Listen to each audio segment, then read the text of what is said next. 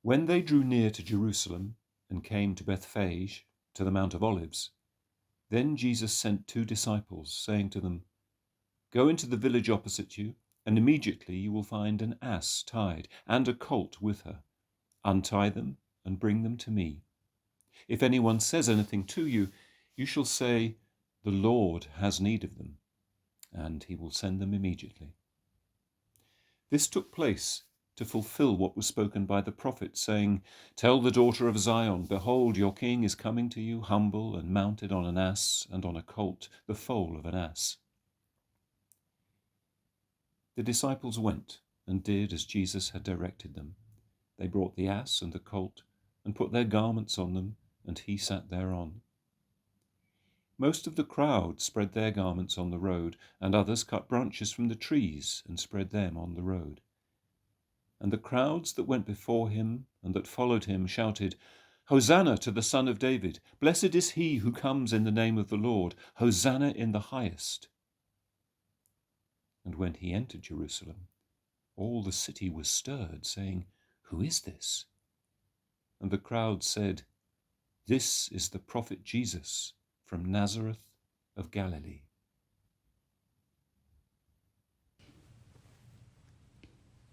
I wonder how many of you today still remember the name Alan Baxter.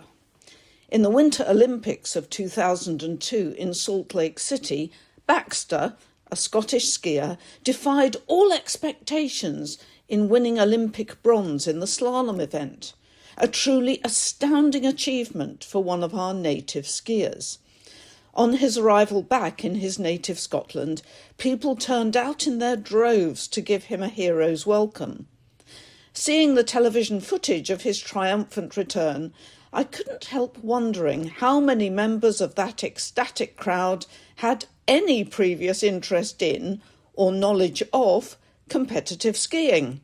It's hardly a spectator sport of mass popularity, and yet there they all were, thousands of them. But such is the attraction of success. I suspect that most of us get a bit of a buzz when we can share in the success of someone with whom we can identify in some way, perhaps because they represent our native country, or come from our hometown, or attended our local school. Their success can somehow feel a bit like our success, without us having had to put into in any of the effort that achieved the result.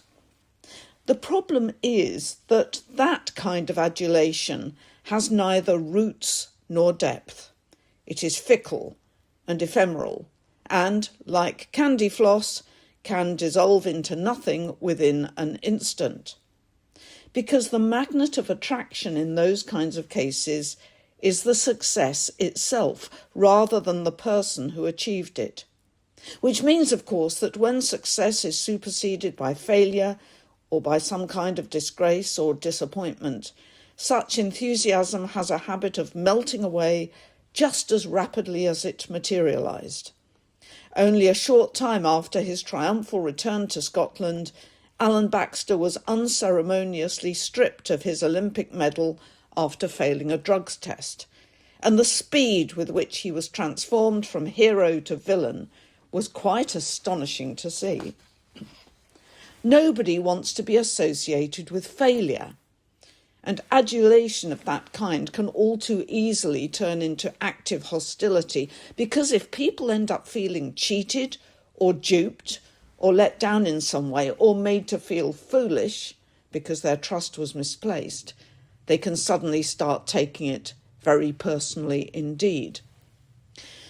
One of the most striking motifs running throughout Holy Week is the behaviour of the people around Jesus.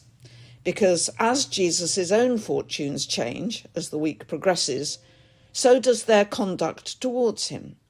We see it in the disciples, as we shall observe later on during this Holy Week. But most strikingly and dramatically, we see that transformation in the conduct of the crowd. They turned out in their thousands to greet Jesus. St. Matthew tells us that the whole city was in turmoil at the news of his entry into Jerusalem. Doubtless some were there having heard news of the miracles he performed. Others had heard of his remarkable teaching. Some were simply curious. And there were those who were looking for the long-awaited Messiah, the one who would overturn the fortunes of their oppressed nation. And look, here he is, and he's one of us, the man from Nazareth, riding on a donkey as the prophet Zechariah foretold. Hosanna to the Son of David. But of course, with hopes as high as that, the scope for disillusionment was equally great, and, at the human level, the behaviour of the crowd, who today greet him with adulation, but on Good Friday will be baying for his blood, their conduct is all too convincing. In the words of a hymn that we sing every year during Holy Week, sometimes they strew his way, and his sweet praises sing, resounding all the days, Hosanna to their King. Then, crucify is all their breath, and for his death they thirst and cry.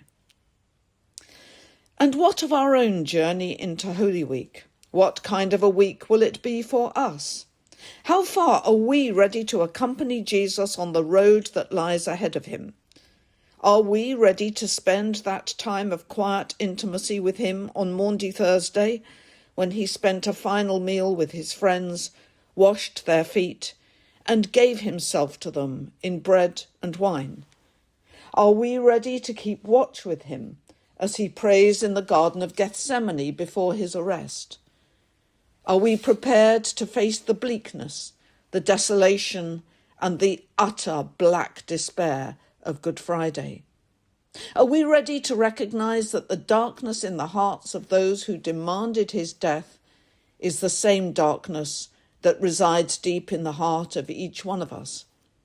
Because if we are prepared to do so, we shall embark upon one of the most powerful and life-changing and liberating journeys that any of us will ever undertake.